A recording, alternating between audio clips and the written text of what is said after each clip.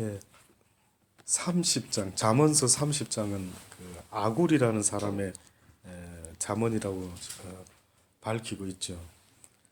제가 개인적으로 잠언서 다 좋지만은요, 한때 이 아굴의 여기에서 나오는 이 말씀 중에 특별히 중간에 우리가 읽었던 내가 두 가지를 주께 구합니다라고 하면서 했던 이 이야기가 제가 지내오면서 이런 것 같아요. 나의 사상, 나의 행동, 이 모든 것에 매일 영향을 끼치는 말씀을 배운 건 아니지만 이렇게 말씀을 보던 중에 중간중간에 굉장히 핵을 끊는 내 생각에 엄청난 영향을 주는 이런 일들이 꼭 살면서 한 번씩 한 번씩 있어 왔던 것 같아요. 그것들이 쌓여가지고 나라는 사람의 생각과 인격을 형성하는 이런 어떤 토대가 되었다. 아니면 벽돌이 되었다. 이렇게 말씀드릴 수 있습니다. 이 지금 아굴이라는 사람이요. 2절 말씀부터 4절에 있는 말씀까지가 어떤 고백인지 혹시 느껴보셨습니까? 왜 이 아굴이 지금 2절부터 4절까지는 무슨 의미로 이런 말을 하고 있지? 여기 보니까 나는 다른 사람에 비하면 다른 사람 누구? 지혜라는 것을 가진 사람에 비하면은 나는 어떻게 보면은 짐승이다. 자기 자신이 뭔가 내게는 사람의 총명이 있지 아니하고 나는 지혜를 배우지 못했대. 어떤 사람들은 만약에 총명과 지혜가 있다. 근데 나는 거기에 비하면 지혜도 없고 총명도 없다. 그래서 나는 짐승과 일반이다. 나는 지혜를 배우지 못하였고 또 거룩하신 자를 아는 지식이 없거니와. 그러면서 하늘에 올라갔다가 내려온 자 누구냐? 바람을 그 장중에 모은 자 누구냐? 물을 옷에 싼 자 누구냐? 땅의 모든 끝을 정한 자 누구냐? 그 이름이 무엇인지 그 아들의 이름이 무엇인지 너는 아느냐? 저는 이 성경의 인물들을 저 나름대로는 유심히 보거든요. 근데 정말 겸손하다라고 말할 수 있는 자의 모습에 공통되는 모습들이 지금 방금 이분이 말하는 이 아굴의 고백이 꼭 있더라고요. 그게 뭐냐면은 우리는 살면서 어느 날 나도 모르게 뭐 공부 좀 하고 뭐 이러다 보고 대학 졸업하고 뭐 이런다면 우리도 모르게 나는 내가 뭘 좀 아는 사람으로 생각하시죠. 근데 하나님 앞에 선 사람들의 공통적인 고백은 과연 내가 아는 게 뭐지? 내가 하나님에 대해서 알 수 있는 게 뭐지? 모두가 자기를 돌아보면서 나는 짐승과 같은 사람이다라고 그렇게 고백을 하는 겁니다.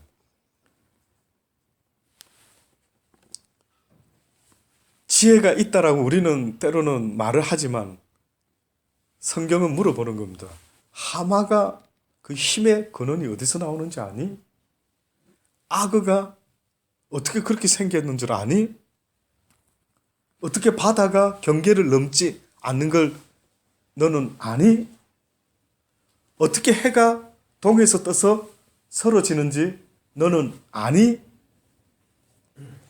쉽게 말하면 네가 살아가는 이 땅, 이 집, 여기 대해서 네가 얼마나 아느냐라고 물어보는 거예요.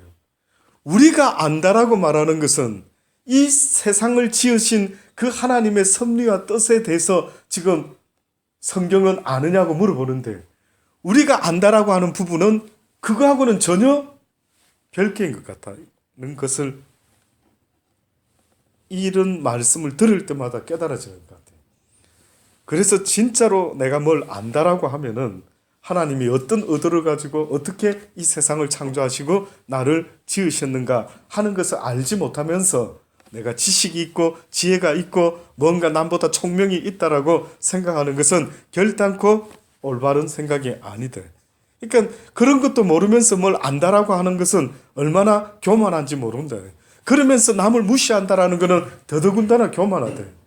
그러니 너희들은 이 땅에서 과연 무엇을 안다라고 또 누군가는 무엇을 모른다고 과연 그렇게 말할 수가 있겠는가? 자, 이런 어쨌든 자기 자신이 나는 이렇게 무지한 자입니다라는 것을 그분 앞에 고백하면서요. 하나님의 말씀은 다 순전하며 하나님은 그를 의지하는 자의 방패시라. 꼭 시편의 말씀 같은 느낌이 들 정도로 이 글들은 시편 기자가 상당히 많이 표현하는 표현이거든요. 하나님의 말씀은 다 순전하다. 무슨 말이냐면 하나님의 말씀이라는 것은 굉장히 깨끗하고 아주 순수한 정금 같은 그런 어떤 금덩어리 같은 아주 좋은 것인데 이것을 너희가 아느냐 물어보는 것 같아요. 그러면서 하나님은 그를 의지하는 자의 방패시네. 신약 성경에서는 하나님을 어떻게 하는 자? 믿는 자. 하나님을 의지하는 자. 하나님께 모든 걸 맡기는 자.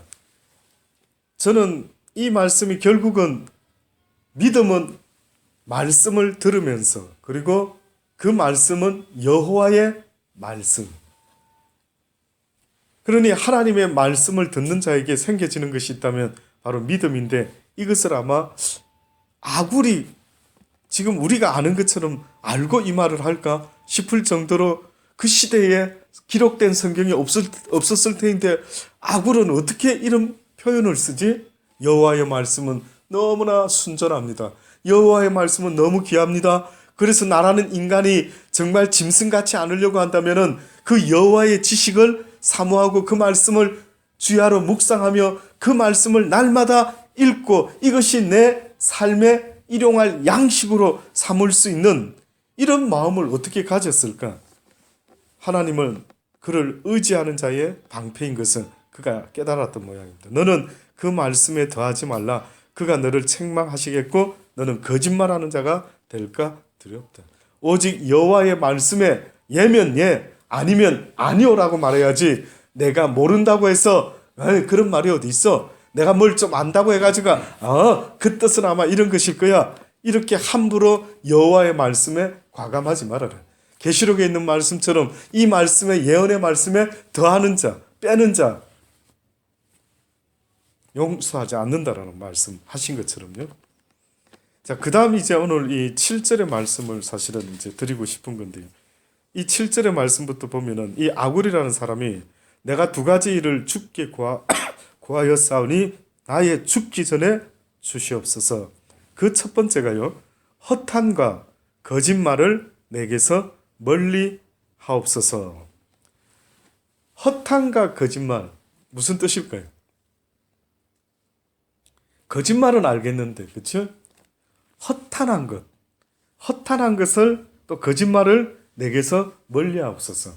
거짓말은 말 그대로 저와 여러분이 입에서 나오는 잘못된 나쁜 의도를 가진 어떤 것 등 이 모든 것들이 거짓말이라 한다면 허탄이라는 것은 뭐냐면요.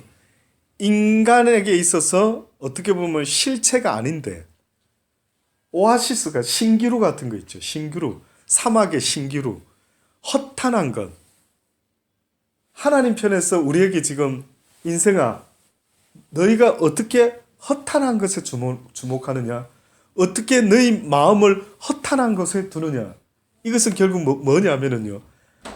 이 세상에서 하나님이 아닌 이 세상의 것에 마음을 두고 있는 그러한 모든 것들을 말합니다. 쉽게 말하면 내 마음이 주님 앞에 둬져야 평안하고 영원한 나라까지 이어지는데 그 주님께 둬야 될 내 마음 잘 한번 이해해 보십시오. 제가 부족하지만 하는 데까지 표현을 해보자면요. 내 마음이 주님께 둬줘야 되는데 주님 대신에 세상에 있는 어떤 것에 내 마음을 이렇게 뒀단 말이에요. 그랬더니만 하나님이 네가 어찌하여 허탄한 것에 마음을 두느냐. 그것은 곧 사라질 것들인데 네가 어떻게 그 사라질 것에 네 마음을 거기다 두었느냐. 지금 아굴이라는 이분이 뭐라고 하나님께 기도 제목이 뭐냐면 제발 내 마음이 허탄한 것에 있지 않고 제발 내 입술이 예면 예고 아니면 아니어야지 내 입술이 거짓말하는 입술이 되지 않도록 해 주시옵소서. 그렇게 말씀합니다. 결국은 인간들이 허탄한 것에 마음을 뒀다는 것은요. 이것이 있으면 행복하겠지라고 생각하는 마음에서 나온 것이 허탄이 돼요. 그럼 여러분은 지금 허탄한 것에 마음을 두고 있을까요? 두시고 있지 않을까요? 두고 있죠. 자, 그러면 허탄한 것을 두고 있다 했죠, 집사님. 그러면 그 둔 것이 생기면은 내가 행복할 것이다 하는 것입니까? 맞습니까? 내 행복에 도움이 되겠다. 이렇게 됐으면 내가 좀 더 행복할 것 같은데 뭐 있습니까? 미련이죠. 미련. 아닌 건 아는데 미련이 많죠. 그러니까 아닌 건 아닌데도 자꾸만 조금 아직도 이거 있으면 더 행복할 수 있지 않을까? 예. 그러니까 이해가 되시지 않습니까? 허탄한 것은 내 마음을 두고 있다라는 거는 그 허탄한 것이 뭐냐면 얘가 있으면은 내가 좀 더 행복할 것 같아. 나는 내 남편이 있으면 더 행복하고 내 아내가 있으면 더 행복하고 내 자식이 있으면 더 행복하고 없는 사람보다 행복할 것 같고 가난한 자보다는 부자가 돈이 더 있으면 행복하겠지? 약한 사람보다 병든 사람보다 건강한 사람이 더 행복하겠지? 이렇게 지금 허탄한 일을 안 했으면 좋겠다라고 기도 제목으로 삼으면서요. 나로 가난하게도 마옵시고 부하게도 마옵시고 오직 필요한 양식으로 내게 먹이시옵소서. 내가 배불러서 하나님을 모른다. 여호와가 누구냐 할까 하며 혹 내가 가난하여 도둑질하고 내 하나님의 이름을 욕되게 할까 두려워함이니이다. 라고 지금 이야기를 하는 겁니다. 신약 성경에서는요, 바울이 이와 유사한 이야기를 했는데 혹시 떠오르는 표현이 있습니까? 바울은 이것을 갖다가 어떻게 좀 더 신앙적으로 좀 더 적극적으로 표현했냐면은 자족에 대한 이야기를 했어요. 자족. 한번 찾아볼까요? 네, 한번 찾아보십시다. 빌립보서 4장, 빌립보 4장 10절의 말씀부터 13절에 있는 말씀까지 한번 볼까요? 빌립보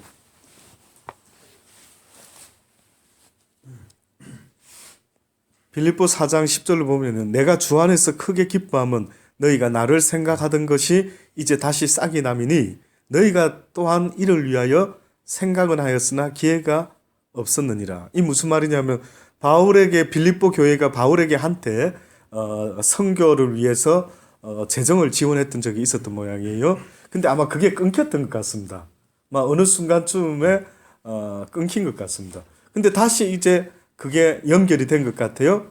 근데 지금 이제 바울이 이 연결이 됐대서 내가 드디어 너희들 나한테 다시 헌금해 주는구나. 고마워. 내가 이제 선교 잘할게. 이래서 안 줬기 때문에 내가 그동안 얼마나 힘들은 줄 알아?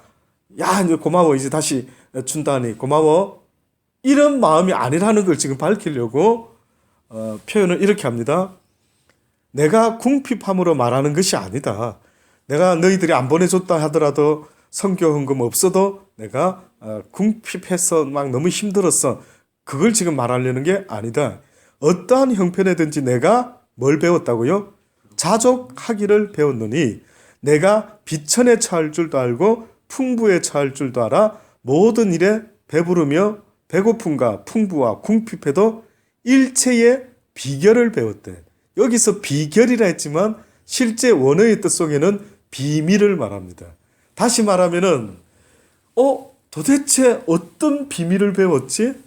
어떻게 가난하면 우리는 막 속상해하고 우리는 또 막 부하면은 막 또 교만해지고 이러는데 바울은 부할 때도 자족하는 마음으로 교만하지 아니었고 이 잠언서 지금 아굴은 너무 부하게 말아주소서 아버지. 내가 너무 부하면은 혹시나 교만할까 두렵으면 됐죠. 또 가난하면 어떻다고요? 너무 궁핍해서 하나님 영광 가리울까 심히 두렵습니다 했죠. 근데 지금 바울은 뭐랍니까? 양쪽 다 내가 일체의 비밀을 깨달았노라. 그래서 나는 부자 돼도 어머나, 왜 갑자기 웬 돈? 아니, 웬 선교 헌금을 누가 1억이나 줬어? 그게 별로 신경 안 쓰인대. 그래서 내가 어머나, 야, 이거 내 그동안 못 해본 거 해봐야지. 이런 마음도 없고, 1억이 생겼는갑다. 더 많이 일을 해야 되겠구나. 없어? 그럼 없는 대로 또 일을 하면 되지. 도대체 무슨 비법이냐 이거죠. 궁금하지 않습니까? 별로 안 궁금해 보이시는 것 같습니다. 전도사님 궁금하지 않습니까? 지금 어떻게 보면 우리 이한규 집사님도 어떻게 보면 배워야 될 비법 중에 하나가 아까 솔직하게 아직도 미련이 좀 있다. 그러니까 이제 그 미련이 바뀌어서 어떻게 보면은 부해도 상관없고 가난할도 상관없고 부할 때가 있으면 또 가난할 때도 있고 와 어떻게 그런 생각을 하지? 이게 바울이 비결을 배웠답니다. 와 이거 그거 좀 자세하게 써놔주면 좋겠는데 그 부분은 그냥 이렇게 넘어가 버리니까 이게 뭐지? 근데 13절에 예. 답이 있는 것 같은데요. 예 깨달아지신 거 말씀해 보십시오. 예. 그러니까 인생을 내가 운행한다고 생각하면 예. 자신이 뭘 하려고 하잖아요. 예. 예. 이렇게 돈이 있다 치면 네. 내가 이걸 이용해서 뭘 하려고 하는 내 생각을 넣잖아요, 돈에다가. 예. 예. 근데 주체가 내가 아니라 하나님 자신이 되시면 돈이 있건 없건 모든 공급자가 하나님이 되시면 그 능력이 나한테 임하기 때문에 가진 게 없더라도 할 수 있게 되고 이런 어떤 것들이 13절에서 이게 풀어진 것 같은데요. 예. 사실은요, 지금 이제 전도사님 마지막에 우리가 그 내게 능력 주시는 자 안에서 내가 모든 것을 네. 할 수가 있다. 그러면은 지금 바울이라는 사람이 살아가는 삶의 목적이 자기를 위함인 것 같습니까? 누구를 위함인 것 같습니까? 하나님을 위한 거죠. 자, 보세요. 나를 위할 때는 가난하면 기분이 좋을까요? 나빠질까요? 완전히 그는 막 기본적으로 막 다운이 되고 막 가진 자들 쳐다보면 부럽고 맞지요? 맞지요? 근데 보세요. 목적이 내 인생의 목적이 내가 아니고 내 인생의 목적이 하나님의 영광이라 한다면 가난과 부가 내 책임입니까? 가난과 부가 나한테 그 전능자가 나한테 가난을 줬으면 가난에 처해서 해야 될 일을 하면 그뿐이고 그 전능자가 나에게 부를 줬으면 부자로서의 해야 될 일이 있으면 하면 그뿐인 거죠. 그런데 사람들은 그게 안 된다라고 말할 때는 어떻게 보면 아직도 내 인생의 주인이 누구라고요? 나라고 생각하고 있기 때문에 나는 가난은 싫어요. 기왕이면 부자가 좋겠습니다. 내 인생의 목적이 그분이라 한다면 그분의 뜻대로라면 그분이 나한테 무화과 나무를 주면 내가 무화과 열매를 맺으면 그뿐이고 그분이 내 인생에 감나무를 줬으면 감만 열매를 맺으면 분명히 그뿐인 거죠. 그래서 바울 같은 사람은 내가 그냥 살다 이렇게 복음 전하다가 사는 이유 외에는 어떤 이유도 없다. 내가 오히려 지금 죽어서 빨리 아버지 나라 가면 나는 그게 해피하다. 근데 저와 여러분은 수십 년을 어떻게 보면 성경을 배워오고 그 다음에 이렇게 바울의 고백도 들어왔지만 우리는 안 변하고 있는 거죠. 일체의 비결을 바울은 배웠다고 하는데 안 변하고 있는 겁니다. 탈무드에 보면은 이런 이야기가 있습니다. 세상에서 가장 지혜로운 자가 누구인가? 탈무드에서 물어보는 질문입니다. 누가 세상에서 가장 지혜로운 자인가 보면 탈무드에서는 모든 사람으로부터 배우는 사람이다. 이게 지혜로운 사람. 모든 사람에게서 배울 것을 늘 보는 사람. 저 사람은 저런 게 있구나. 그거 내가 배워야 되겠다. 어머, 이 사람은 또 이런 게 있구나. 저런 점은 내가 좀 배워야지. 세상에서 가장 지혜로운 자는 모든 사람에게서 항상 교훈을 얻는 자. 이가 바로 지혜로운 사람. 이게 탈무드에 적혀있는 유대인의 교훈입니다. 그 다음에 두 번째 보면은요. 누가 가장 힘이 센 사람인가? 이 세상에서 누가 가장 힘이 센 사람인가? 꼭 수수께끼 같죠? 누굴까요?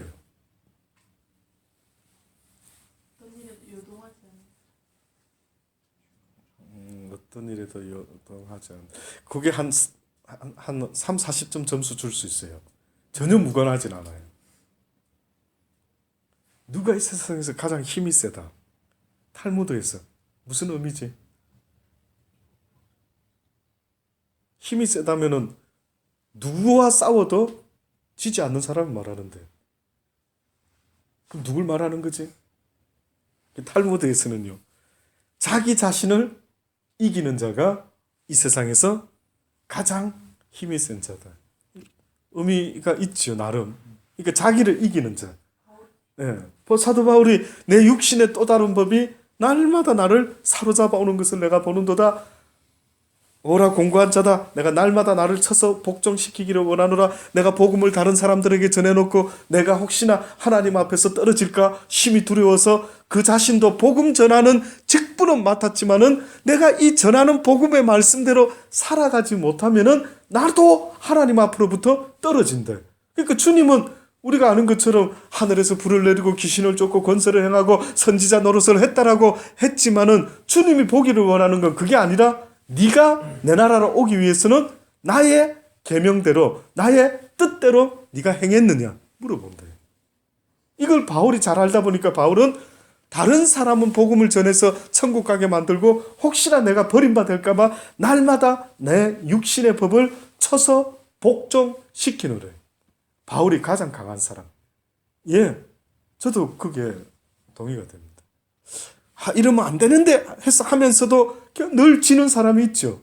근데 이건 하나님 기뻐하는 거 아니야. 이런 생각하지 말아야지 하고 그 생각을 딱 멈추고 이길 수 있는 사람, 세상에서 가장 센 사람이래요.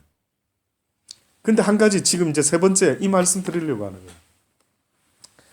세상에서 누가 가장 행복한 사람인가요? 탈무드에서 마지막 세 번째 질문. 이 세상에서 누가 가장 행복한 사람인가? 와, 우리 진짜 이거 배우고 싶은데. 행복하고 싶죠? 그렇죠. 행복하십니까? 아니요. 너무 솔직하시네. 너무 솔직하셨어요. 당황스럽습니다만. 그래도 저는 주님 때문에 행복합니다. 뭐 이렇게 나오면 참 100점이겠지만. 그러나 그러고 싶은데, 그죠? 우리의 마음은 막 진짜 나도 막 누가 물어봐도 그래 행복한 사람 나같이 행복한 사람 있으면 나와보라 그래 이러고 싶은데 막상 누가 나보고 행복하십니까? 물어보면 집사님은 어떠세요? 대답이. 야 부럽습니다. 그 언제 간증 한번 해주셔야 돼요.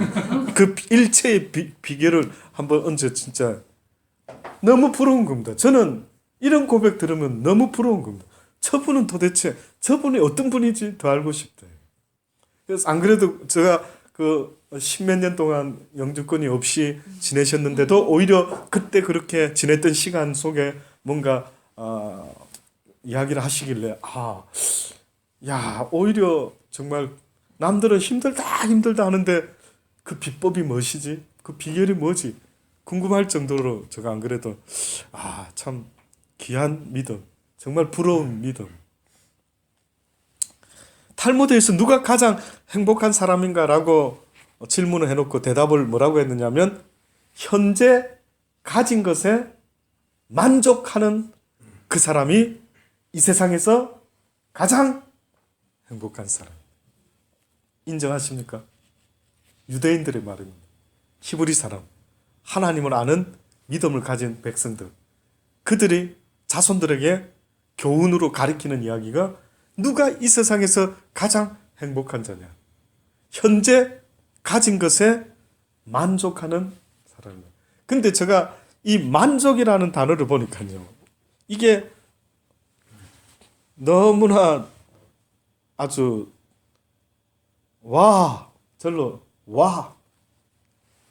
이 만족이라는 이 라틴어의 그 원어의 의미를 보니까요. 아주 소중하다고 생각하는 것을 꼭 붙잡는 것이라는 미닝을 가진 단어가 만족이라고 합니다. 와, 이거 너무 중요한 거야. 이거 소중한 거야. 라고 하는 이 소중한 것을 붙잡고 있는 그 상태의 모습을 단어가 만족이라는 단어네.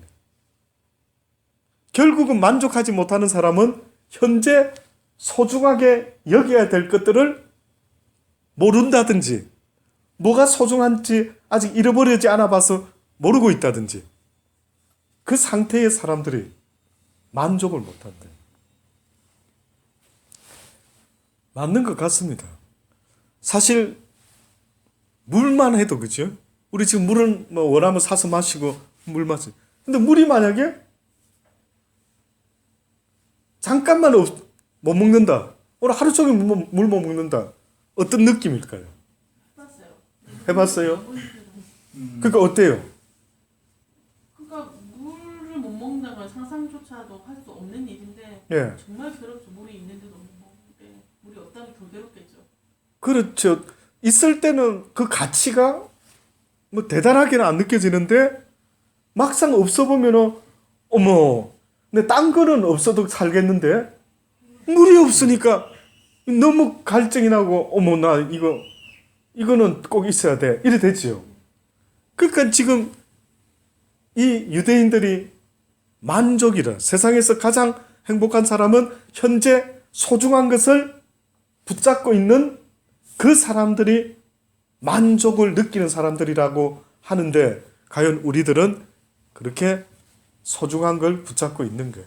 그래서 감사가 되고 있는지. 저도 그러고 싶지 않는데 어떻게 보면 있는 것은 감사가 안 되고 없는 것에 불평하는 이런 육신의 법을 좀 이기고 싶은데 얼마나 답답한지 모릅니다. 마지막으로요. 디모데전서 6장의 말씀을 한 번 더 보겠습니다. 디모데전서 6장.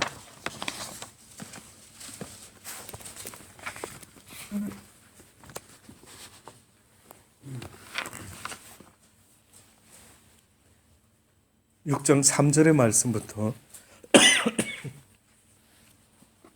10절에 있는 말씀까지 읽어드릴게요.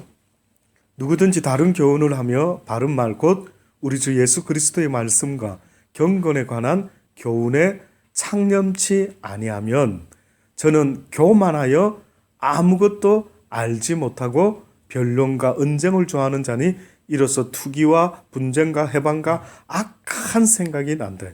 이 말씀도요. 무슨 말씀하고 있느냐면은 우리가 여호와의 말씀을 주야로 묵상하고 그 말씀을 준행하는 삶을 살지 못하면 가인이 하나님이 기뻐하는 방법으로 제물을 바치지 못했을 때에 성경은 네가 선을 행했다면 어찌하여 이렇게 분내하는고 네가 선을 행치 아니하면 죄가 네 마음의 문에 엎드리고 있다가 죄의 소원은 내게 있지만 너는 죄를 다스리게 될 것이다. 이렇게 말했댔죠. 결국은 중간지대가 없다라는 걸 계속 영적으로 말하고 있어요.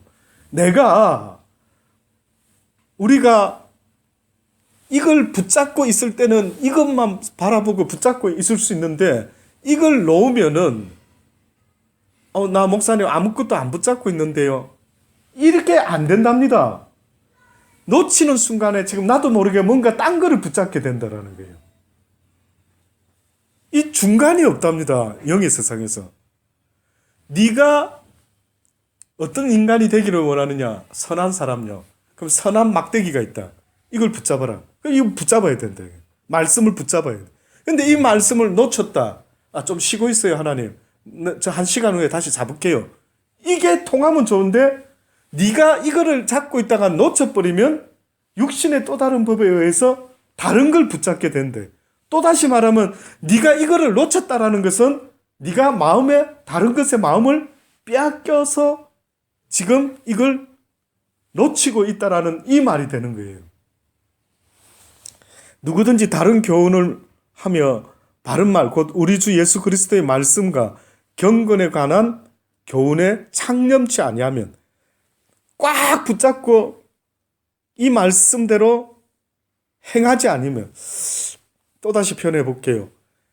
내가 지금 말씀을 붙잡고 있는 사람인지 아닌지 목사님 어떻게 알까요? 내 스스로 어떻게 판단할 수 있습니까? 내가 지금 말씀을 꽉 붙잡고 창념하고 살아가는 사람인지 어떻게 합니까?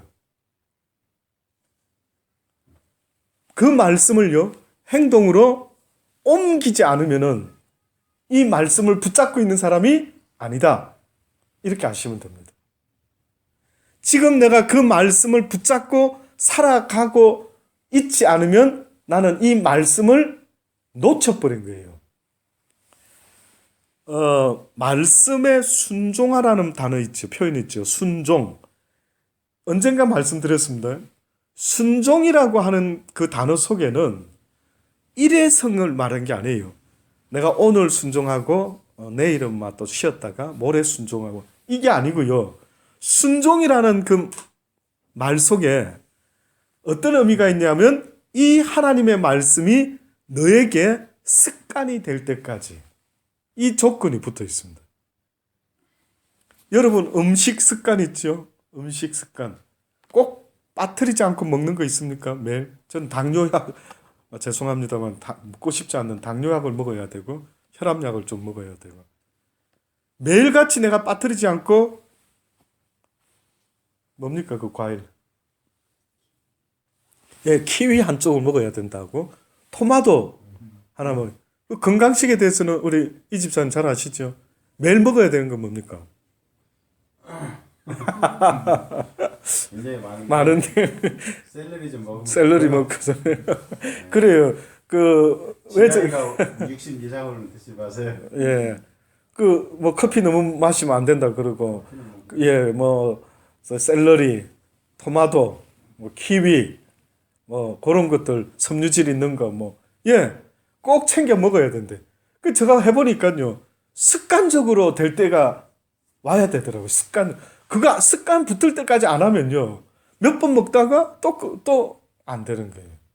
레몬 저도 한때 따라 먹다가 요번 감기 들어가지고 레몬을 또 습관이 또 멈췄어요. 그전에는 어떤 70대 할아버지인지 양로원에 오신 할아버지가 우리 사모가 일할 때 옛날에 모든 분들에 비해서 막 10년은 젊어 보이는 팽팽한 피부를 가진 할아버지가 그 이야기를 하면서 할아버지 어떻게 이렇게 피부가 좋냐. 그 할아버지 말 내 집에 사는 동안에 그 레몬 나무가 있었는데 매일 아침 물 마실 때 레몬 쫙 짜가지고 마신 거 받고는 없다. 그래서 제가 그때 말을 듣고 어머 레몬이다. 그렇게 젊어 보이고 그 건강에 도움이 된다면 레몬을 그거 뭐 호주에서 레몬 쌀 때 한 박스씩 사놓고 막 저거 썩으면 안 되니까 막 부담감을 주면서 먹어야지. 그 저는 주로 한 박스를 사고 저희 아내는 제발 먹을 만큼 사자 하면 저는 무조건 한 박스를 사죠. 왜? 부담을 느끼자고. 안 그러면 잘 안 먹어지니까. 그래서 습관을 들여보려고 하다가 요번에 또 멈췄어요. 이 감기 때문에 막 며칠을 지금 이러다 보니까 그 습관이 또 멈췄더라고요. 빨리 회복해야 되는데 그때처럼 또 안 되는 겁니다. 그때는 매일 먹었거든요. 매일 잘라가지고 물 마실 때마다 넣고. 근데 지금 하나님이 우리에게 말씀하는 거는 여호와의 말씀에 순종해라는 그 뜻은 네 삶의 습관이 될 때까지 해라는 거예요. 그래서 성경에 보면 예수님이 무엇을 쫓아서 감난산에 기도하러 가셨다고요? 습관을 쫓았대요. 예수님의 습관은 기도하는 습관이 있었대요. 그러니 여러분이 보세요. 여호와의 말씀이 나에게 날마다 어떻게 무슨 말씀에 창념하는지 무슨 말씀을 지금 새기고 있는지 주야로 주의 말씀을 묵상해야 되겠구나. 항상 내가 기도하는 마음으로 항상 뭘 결정할 때 하나님께 물어봐야지. 항상 내가 뭐 할 때 하여튼 이제까지 하나님과 무관한 삶의 습관을 바꾸어서 하나님과 관계 있는 습관을 만들어내야 돼. 내가 성경을 자주 못 읽었구나. 그럼 나는 이제 아침에 뭘 일을 시작할 때 꼭 쪽복음을 들고 가서라도 한 말씀 읽고 하루를 시작하겠다. 그 습관, 모닝티를 마시듯이 모닝커피를 마시듯이 내가 하루를 시작할 때 꼭 하나님의 말씀을 먼저 읽으리라. 이걸 습관을 붙이지 않으면요 안 된다. 결국 그 습관이 그 행동이 바뀌어서 습관이 되고 그 습관이 바뀌어서 나의 미래가 결정된다라고 말했던 어떤 사람의 말처럼요. 자, 그렇게 성경 말씀을 먼저 아굴도 말했던 것처럼 지금 이 디모데전서에서도 이 하나님의 말씀에 창념하지 아니하면 저는 어떤 인간이 된다고요? 교만하여서 아무것도 알지 못하고 변론과 언쟁을 좋아하는 자가 되어버리고만이 이로써 투기와 분쟁과 해방과 악한 생각이 나며 마음이 부패하여지고 진리를 잃어버린 자가 결국은 경건을 이익의 재료로 생각하는 자들의 다툼이 일어난다. 이 뒷부분의 표현이 뭐냐면요. 경건하니까 좀 이게 이해하기가 어렵죠. 한마디로 말하면 종교행위라고 보시면 됩니다. 종교. 진리를 잃어버렸는데 경건을, 유대인들은 다 하나님을 믿는다 하죠. 예, 그 종교를 갖다가 행위를 하면서 어떤 유익을 구하는 그런 상태가 돼버리고 말았다. 진실이 없는, 그러나 지족하는 마음이 있으면, 여기는 자족이 아닙니다. 지족하는 마음이 있으면 경건이 큰 이익이 되느니라. 근데 분위기는 자족하고 비슷한 분위기가 나옵니다. 뒤에 읽어보면요. 여기서 지족이라고 하는 것은 하나님의 말씀과 연관되어 있는 상태를 이야기합니다. 하나님의 말씀을 아는 자. 그래서 그 말씀과 연관이 되어 있는 그 상태, 지족하는 마음이 있으면 경건이 그 사람에게는 유익이 돼. 쉽게 말해서 종교인이 되는 것이 어떠한 이익거리로 종교 행위로 무슨 비즈니스 삼아 뭐 할 수 있는데, 그런데 하나님을 아는 지식을 가진 상태에서는 그 종교 행위의 삶이 굉장히 유익이 있는데, 하나님을 아는 지식이 없이 교회만 왔다 갔다 하면서 사람 만나는 재미와 비즈니스 행하는 뭐 이런저런 이유로 만약에 종교 행위를 하게 되면 방금 말한 어떠한 이익의 재료는 될 수가 있겠다. 그러나 실질적으로 말씀을 붙잡고 종교 생활을 할 수 있다는 것은 굉장히 큰 이익이, 경건의 이익이 된다. 우리가 세상에 아무것도, 왜 이런 말을 먼저 시작했나 보니까요. 우리가 세상에 아무것도 가지고 온 것이 없으면 또한 아무것도 가지고 가지 못하리니 우리가 먹을 것과 입을 것이 있은즉 어떻다고요? 족한 줄로 알 것이니라. 결국은 하나님의 말씀 때문에 이렇게 생각들이 바뀌고 있습니다. 저와 여러분이요, 지금 방금 제가 이런 멋진 생각하는 사람 얼마나 부럽습니까? 나도 이렇게 좋은 생각, 믿음의 생각 하고 싶어요. 하고 싶다고 되는 게 아니라고 말하고 있죠. 뭔가를 지금 계속 들으라는 겁니다. 무슨 말씀의 영향을 받아라는 겁니다. 이 컵에다가 물을 계속 부으면은 흰물이 되지만 여기다가 콜라를 부으면 물이지만 처음에는 물이지만 콜라를 계속 부으면 물은 다 없어지고 온데간데 없고 나중에 콜라만 남게 되는 것 같은 것처럼요. 나라는 사람이요, 멋진 사람으로 바뀌고 싶어요. 멋있는 생각, 따뜻한 마음을 가진 사람. 나도 그러고 싶어요. 그런데 방법이 뭐냐요? 방법이 여호와의 말씀을 자꾸 들으라는 겁니다. 우리가 다른 사람 말 자꾸 들으면 누가 나를 꼬시가지고 돈 많이 버는 방법이 있어. 어떻게 하는데요? 타일을 해. 타일을 하면 돈을 많이. 누가 꼬시면은 나도 타일 해야겠다. 저 사람도 타일, 이 사람도 타일만 하면 무조건 부자 되는 줄 알고. 놀랍죠? 누구 말 자꾸 듣다 보니까 그렇게 바뀌어버린다는 겁니다. 그래서 하나님이 지금 우리에게 이 말씀을 계속 들으라고 지족하는 마음이 있어야 된다고. 우리가 먹을 것과 입을 것이 있은즉 족한 줄로 알라. 만족해라는 겁니다. 만족해라는 것입니다. 부하려는 자들은 만족하지 못하고 좀 더 가지자, 좀 더 입자, 좀 더 먹자, 마시자 하는 자들은 시험과 올무와 여러 가지 어리석고 해로운 정욕에 떨어지나니 곧 사람으로 침륜과 멸망에 빠지게 하는 것이라. 돈을 사랑함이 일만하게 뿌리가 되나니 이것을 사모하는 자들이 미혹을 받아 믿음에서 떠나 많은 근심으로써 자기를 찔러뜯어요. 결국은 신약 시대에는 우상 이야기가 거의 나오지 않는데 뜻밖에도 뭐라고까지 표현을 했냐면 하나님과 재물을 겸하여 섬길 수가 없다 했으니 신약에서는 재물이 우상으로 등장을 하는 겁니다. 그는 이 시대에 아마 우리를 두고 하시는 말씀이 아닐까. 물론 그 시대도 마찬가지입니다. 그래서 이스라엘 백성들이요, 하나님을 섬기다가 자꾸만 우상을 섬겼죠. 왜냐하면 우상들의 특징은 이 땅에서 잘 먹고 잘 살게 해준다라는 그 복을 기대하다 보니까 계속해서 하나님은 그런 복은 약속 안 하시는데 이 세상의 신은 그걸 약속해 주기 때문에 와, 비나이다 비나이. 그래서 너희가 나를 겸하여 섬길 수가 없대. 오히려 하늘나라의 복은 이 땅의 것을 다 내려놓는 그 순간에 얻을 수 있는 것이라는 걸 누누이 말씀하고 있습니다. 부자 청년이 주를 쫓으려고 했을 때도 모든 재산을 가난한 자에게 다 나눠주고 나를 쫓으라고 계속 말씀하실 때 결국은 이 세상에 어떤 것이 허탄한 내 마음을 혹시나 표현하는 것처럼 어떤 것에 내 마음을 두고 이것이 있으면 내가 행복할 건데 저것이 있으면 행복할 텐데, 그러나 성경은 선포합니다. 너희의 마음이 여호와 하나님께 두지 않는 자는 누구든지 그 마음이 허탄한 것을 쫓게 될 것이라. 그 마음에 결단코 만족과 감사와 기쁨을 얻지 못하게 된다라고 말씀합니다. 기왕에 하나님을 믿을 바에 내 모든 것을 다 바쳐서 그분에게 내 마음을 둘 수 있는 그런 복된 믿음의 사람들이 다 되시기를 주의 이름으로 축원합니다. 기도하시겠습니다. 다 함께 우리 통성으로 한번 2, 3분간 기도하십니다. 오늘 주신 말씀을 혹 와닿는 말씀이 있었다면은요, 그 말씀을 붙잡고 주여 그렇습니다.